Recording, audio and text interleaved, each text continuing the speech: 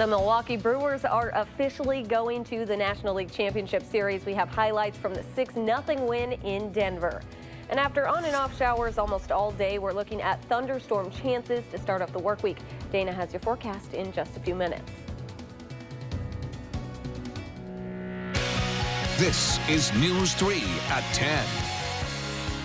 Good evening and thanks for watching News 3 at 10. I'm Amanda Quintana. A busy day for Wisconsin sports fans today with the Packers, Brewers, and the Bucks all playing on the same day for the first time ever. The Brewers needed one more win today to move on to the National League Championship, and that is just what they got. News 3's Melissa Kim joins us now with what went down in Denver. Very exciting. Yeah, an exhausting day. You know, if you really like sports day, a very tiring day, but that's okay. Well, the Brewers definitely the highlight of the day in the Wisconsin sports world. They are heading to the NLCS for the first time since 2011. Now, it really seems like all the pieces of the puzzle that is baseball are really fitting together at the right time for the Brewers. The pitching, the bats, especially the bats. 3 home runs in today's game, including back-to-back jacks from Orlando Arcia and Keon Broxton that you see here in the 9th inning. Really fun baseball to watch, and the locker room celebrations have been just as fun. We'll have complete highlights plus post-game interviews coming up a little bit later in Sportsmanda. All right, thank you so much. Packers fans raised money for the UW Carbone Cancer Center in dedication of a young boy who was diagnosed with leukemia. Cormac Bauer was diagnosed with acute lymphoblastic leukemia last January. His mother was formerly on the Emerging Leadership Board at Carbone. After the diagnosis, her colleagues decided to give back by raising funds for cancer research in Cormac's honor. It felt like a really good way to focus our energies in sort of a positive direction with this. So we're taking this, difficult diagnosis and trying to make something really positive out of it, which has gotten us through sort of some of the tougher times this summer. Organizers say their fundraising goal is $50,000. The money will go towards creating a pediatric research fellowship position at the Cancer Center. All right, let's turn it over to Dana Fulton with your First Alert forecast. Hi, Dana. Amanda, we've had a bit of a dreary day outside. Clouds and showers. Now we're starting to see that pattern, just continue overnight. We're going to continue to see light rainfall, maybe even a few isolated thunderstorms for us. This is a look at the last 3 hours. Notice we've had a little more green move on into the area. A lot of green down to the south in Illinois and Iowa. They're seeing some stronger storms, some lightning moving towards Chicago. But for us, we're not talking about thunderstorms right now. I'm not picking up any lightning for us currently in central and southern Wisconsin. We're actually just seeing that light rainfall moving into the edge of Dane County and some heavier showers right at the edge of Grant County right now outside of Platteville, but it is just rain for us. Temperature-wise, we're very close to where our afternoon highs were. 50 in Madison. We only hit 52 today. That's where Mineral Point and Platteville are right now. About 54 in Janesville with that cloud deck overhead. Not allowed to warm up all too much. A bit of a breeze for us currently, 9 miles per hour in Madison. They're closer to 13 in Lone Rock. We're going to stay in that 8 to 15 mile per hour range overnight. Temps won't move around much. Rain doesn't really go anywhere. Tomorrow, though, will be quite a bit warmer outside. And that's what the first part of the forecast looks like as far as your big 10-day picture. Warm to start with and then much cooler towards next weekend. But we'll take a closer look at that forecast in just a few minutes. All right. Thank you, Dana. Governor Walker announced today his father, Reverend Llewellyn Scott Walker, died this morning. The governor canceled events yesterday and today to be with his father and family. His schedule tomorrow might also be impacted. Walker's father died following a number of medical issues. He leaves behind his wife, 2 children, and grandchildren. Between 20 and 22 veterans die by suicide every day in the U.S. A group based out of Reedsburg personally knows that pain, and now they want to make sure others don't face it. Amy Reed joins us now to explain how they hope to help. Amy? Ketchum's Right is a fairly new organization, about 3 years old. Every year, they hold a fundraiser to get money to send veterans' dogs to service dog training. I talked with one veteran the group worked with who said she doesn't know where she'd be without the help of Ketchum's Ride and the love of her sweet dog, Keno. Keno isn't just a best friend for Deborah McCullum. She's her rock, bringing her laughter. As you can see, take a look at her ears. With her big personality. I got her. She had one ear down, and it stayed that way. The two have been together for 3 years, but if she could have it any other way, she would have changed that a long time ago. She is something I've been praying for basically since I got out of the service. That was 30 years ago, 1988, when McCollum ended her service with the U.S. Marine Corps, never serving on the front line, but leaving with scars nonetheless. But just take a look. A female in the service in the 80s, you know, you can figure it out, what we went through. It took her years in her time before Keno to ask for help, even longer to open up. Now with her rock by her side, it gets a little easier. Just Keno's body resting on her foot is enough. This makes me relax right now, otherwise I wouldn't be talking to you. McCollum said Keno couldn't have done this 6 months ago, lying still while kids played not too far away. It was training gifted by a local group, Ketchum's Ride, that made it possible. They pay thousands for dogs like Keno to go to service dog training. And with that, they hope to provide lifelong partners who can help veterans dealing with the impossible. My girl. Yes, you are.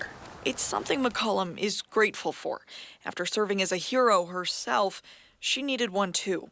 And she found it in a group bent on making sure she was okay, and in a dog content to stay by her side. I think she would do anything for me that I asked her to do. And with her by my side, I think I can do anything I want to do for the rest of my life. Ketchum's Ride is holding an online auction now. They have a lot of stuff to bid on their Facebook page, and they're hoping to raise $20,000 to get 8 more dogs for veterans like McCollum. If you want to help, we'll have a link to that Facebook page on our website with more information. All right, thank you so much, Amy. The world's best-selling author, James Patterson, was at the Overture Center today to kick off the Wisconsin Book Festival. The author spoke about his writing process as well as his new youth science adventure series. According to Book Festival organizers, Patterson's appearance is a special treat for attendees. Bringing the world's best-selling author to Madison is always going to be a great thing. Bringing him the week of our 4-day celebration where people can come today, get excited, and have 65 events at their fingertips in the next 6 days. Just kicks everything off in this extraordinary way. Events will resume next Thursday and through the weekend. It's the only major cause of death in America that cannot be prevented or slowed down, and 1 in 3 seniors die with the disease. That's according to the Alzheimer's Association, a group dedicated to finding a cure for the disease that is only growing. But so is support for research in the area. Our Madeline O'Neill shows us how. We need to find a cure. Through rain or shine. We're just like the post office. And good times or bad. And we're all here to support her. Julie Moen is there for her mother. She has a smile on her face every day, and she just does her thing. So she's inspiring herself. After an Alzheimer's diagnosis last year. Just forgetfulness, I think. I know her name yet, though. Yeah. Nan Lazar's family is stepping up to support her. Terrific. Very, very nice. Very nice. Very happy about that. About 1,000 people walking in the same shoes as Julie and Nan are braving the wind and rain for the Walk to End Alzheimer's. I'm feeling cold, but I'm inspired by how many people are here despite the not great forecast. In this gloomy fall weather. They're out here, they're smiling, and they're finding joy where otherwise it could be sort of a depressing situation. Flowers are blooming. We give everyone here a Promise Garden flower. The orange flowers are for supporters. The blue flowers for those living with dementia or Alzheimer's, a disease so common that chances are since you began watching this story, there's been a new diagnosis. 5 million people nationwide are impacted by Alzheimer's, 7,000 of them. That's mind-boggling to me, right here in Dane County. According to the Alzheimer's Association, 16 million people in the country are caretakers to those with Alzheimer's. The yellow flowers are for them. So our flowers turn colors this year. Purple flowers signify loss. We've walked for 11 years with yellow, and they changed to purple this year. This family lost a mother and grandmother. She'd be really proud. Now they're walking to keep her memory alive. It gives us hope that not everyone's going to have this fate for their loved ones. You know, one day we're going to find a cure, and no one will have to experience this again. As Nan's family creates new memories on this walk. Hopefully it's the start of, many, many walks together. They're finding a ray of hope among the clouds. It's a good inspiration for all of us. In Madison, Madeline O'Neill, WISC News 3. The Walk to End Alzheimer's has been an annual event since the 80s. Organizers tell us this year at Memorial High School was the largest yet, raising nearly $200,000. Coming up, a wine tour in New York turns tragic. We have details on the investigation of a limo crash that claimed 20 lives. That story after the break.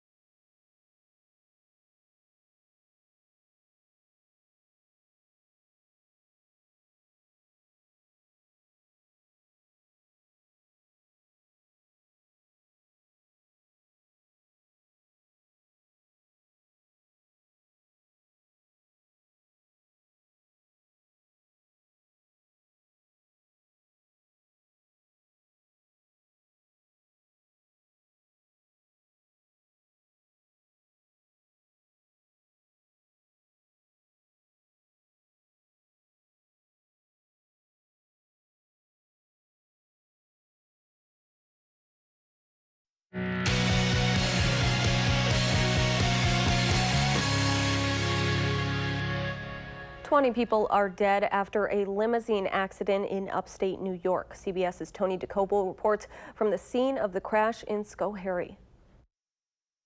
20 people are dead in upstate New York after a crash involving an apparently out-of-control stretch limousine. A 2001 Ford Excursion limousine was traveling southwest on State Route 30 and failed to stop at the intersection. The limousine traveled across the intersection into a parking lot. It happened Saturday afternoon in Schoharie, a town at the edge of the Catskill Mountains, about 170 miles north of New York City. Everyone inside the limousine was killed. 2 pedestrians standing nearby were also struck and killed. A relative tells CBS News that the victims had been on a wine tour of local vineyards. Amy Dunlop Johnson says 3 members of her family died in the crash. 20 fatalities is just horrific. I've been on the board for 12 years, and this is one of the biggest loss of lives that we've seen in a long, long time. A woman who lives nearby says she heard the crash and immediately knew it was bad. I heard this loud bang. I came out, and then I heard screaming.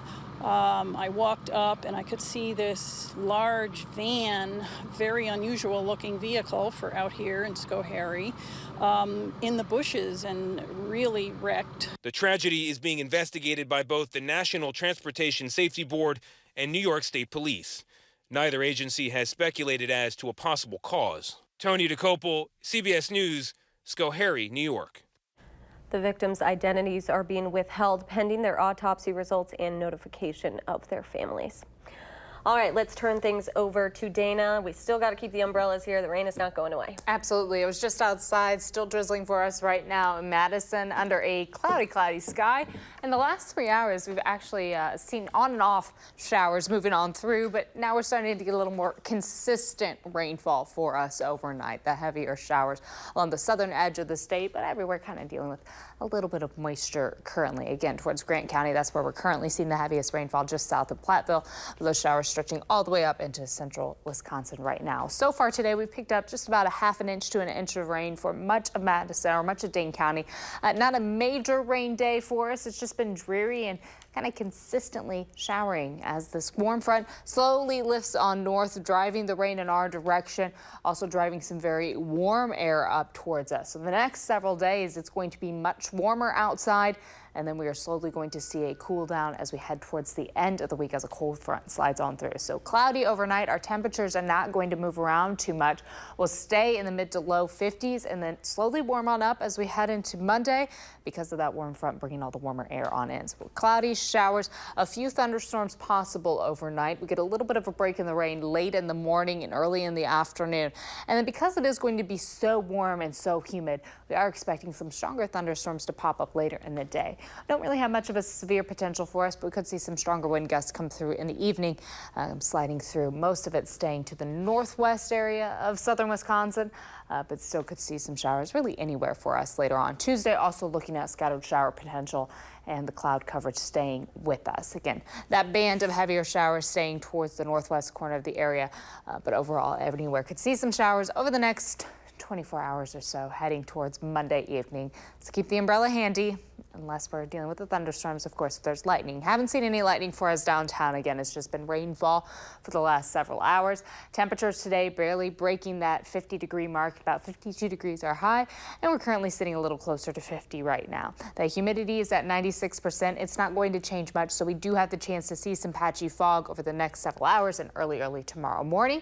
Temperatures hold fairly steady, and then we warm right on up heading into tomorrow morning later in the day and throughout the afternoon. So some more showers certainly possible on the way over the next several hours. Tomorrow will be in the low 70s for afternoon highs. 73 is what we're looking at in Madison. And we're going to stay in the 70s through Wednesday. 77 by Tuesday. And for southern parts of the state down near Janesville, they could get into the low 80s on Tuesday with a little more sunshine peeking through in the afternoon, that warmer air mixed on in.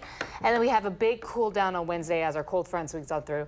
Sunshine and into the 50s with the possibility for some frost even for Monday and for Friday and Saturday morning. So we're going to start off warm and then we're going well into the other direction. All right.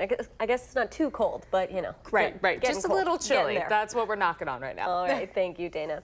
The Brewers are celebrating again. We hear from the team after the NLDS sweep. That is next in sports.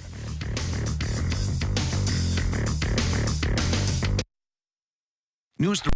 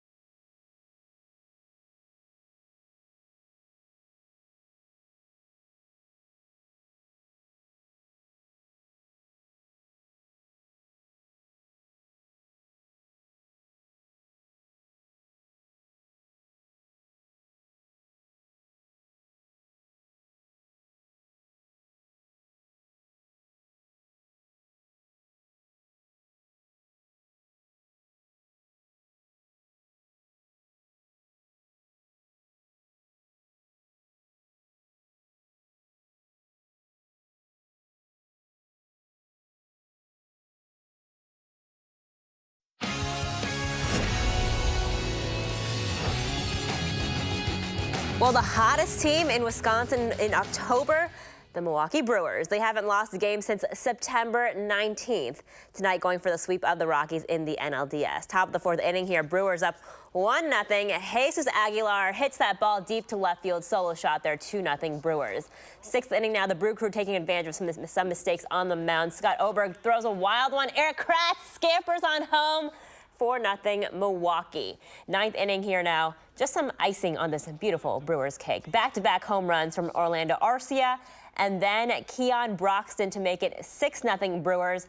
And then, of course, Josh Hader closing it out. The Brewers are heading to the NLCS for the first time since 2011. Here's Eric Kratz after the game. We've done a good job of being in the moment as far as throwing each pitch that moment takes and having good at-bats through that whole time. It's something that has given us this 11-game streak, I guess, but it's not something that, you really think about during the game. You think about just being the guy in the moment and not really the momentum of, well, we'll just kind of let it happen. We try to take it to them. So 6-0 the final score. The NLCS starts on Friday at Miller Park. Saturday's game is also in Milwaukee. Times to be announced. And the Brewers' opponent, well, that game's still going on right now between the Dodgers and the Braves. The Braves are up by 1 run. It is a best-of-5-game series. The Dodgers are currently leading 2-0.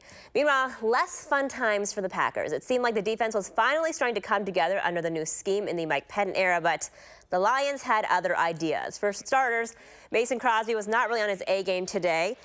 But here, LeGarrette Blount attacking the ground game, one of his 2 touchdowns in the first quarter today, 14-0 Lions. And Mason Crosby, one of his 4 missed field goal attempts. This has never happened to him before in his 12-year career. Packers started to get together offensively in the second half. Marquez Valdez-Scantling, the rookie, making an impact there, but Green Bay down 24-14.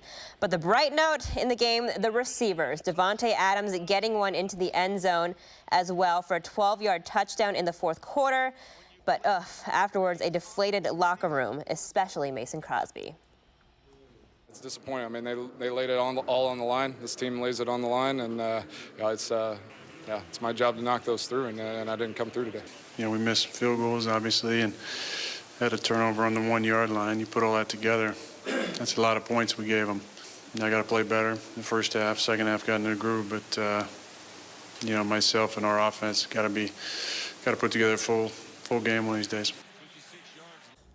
So 31-23, the final score. Rodgers again making those receivers doing some work there. He threw the ball 52 times today. The Packers will have an extra day now. They'll face the 49ers on Monday Night Football at Lambeau.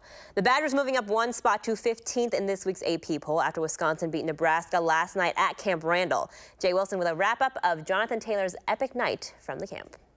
Even though Nebraska came in 0-4, you knew the Cornhuskers would put up some resistance because, well, they're Nebraska. But every time Nebraska did something well, it seemed like the Badgers responded well, and it added up to a 41-24 win for the Badgers. Big story of the night, Jonathan Taylor, 221 rushing yards and 3 touchdowns. Part of a big offensive night for the Badgers as they go on to their second straight win. No, it was just a thing of sticking with the game plan, staying with the tracks, taking the 5, taking the 3.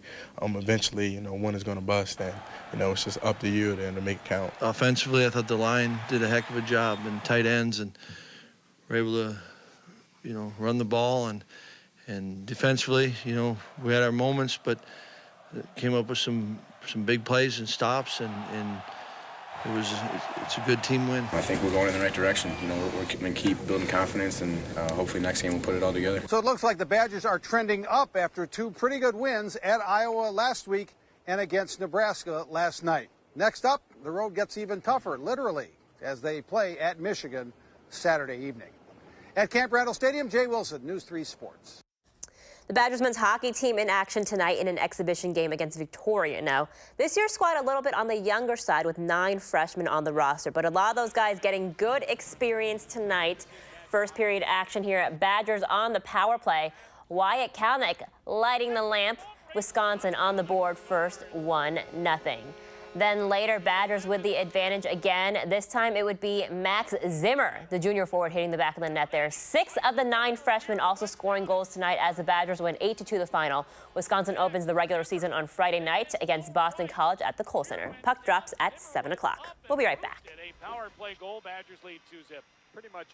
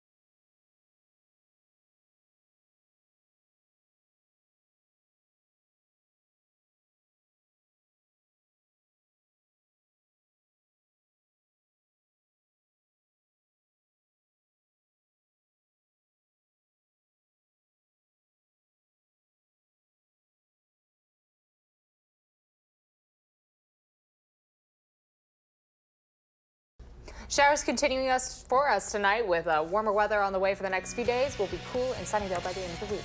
All right. Thanks so much for joining us. Have a great night.